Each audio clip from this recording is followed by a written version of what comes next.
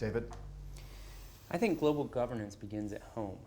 And here I think there's an interesting irony that with the democratization of public discourse and the advances in globalization, it's become harder and harder to actually have these institutional governance structures. In part because as every individual recognizes that he or she wants some sort of impact and make an impact, so they want a voice. But the more voices you have without some sort of coordinating structure, it's just cacophony. And it used to be that cacophony used to be controlled in the liberal democracies through political parties and that were aligned to the public interests and needs. However, in the past 30 years, there's been a shift so that the political parties no longer represent directly the interests of the constituent parties. You don't have the agriculture parties because you don't have as many farmers.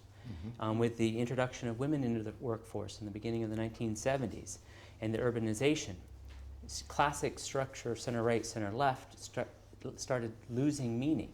And as a result, political parties in advanced liberal democracies had to recast how to get elected and govern.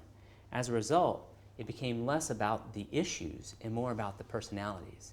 And that's created, unfortunately, in this expansion of multiple voices and many avenues. How do you get your message across? One way to do that is to take a very stark, almost extreme view on things. And that has a tendency to expand the gap in civil discourse. What I find amongst young people, students, is a great interest in politics, a great interest in public service, but a real distaste of politicians and of parties.